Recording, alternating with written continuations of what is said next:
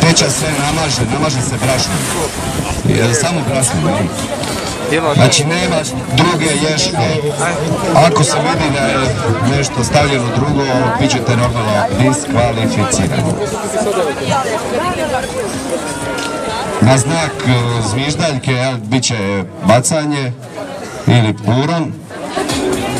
I isto tako nakon nekog vremena, možda 5, 6 do 10 minuta, bit će i vađenje teče.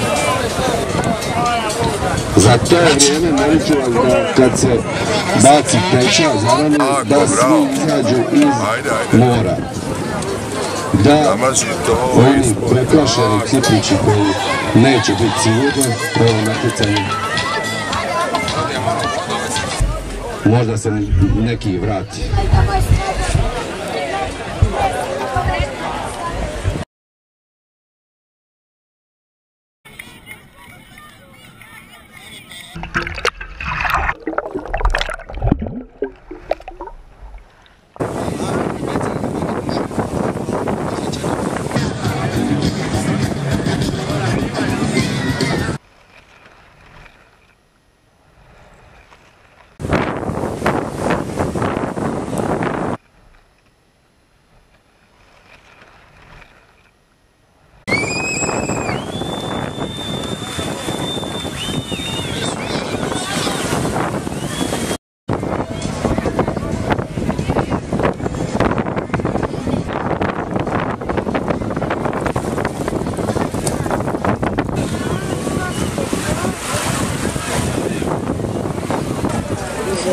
Ide, stavi glavu unutra, pa jezik.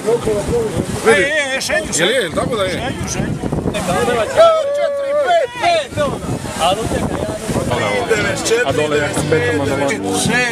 7, 8, 9, 10, 100!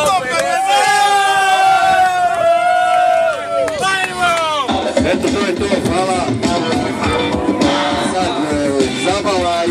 Sad zabava, prvaci sad časte, evo, možete se tu počastiti.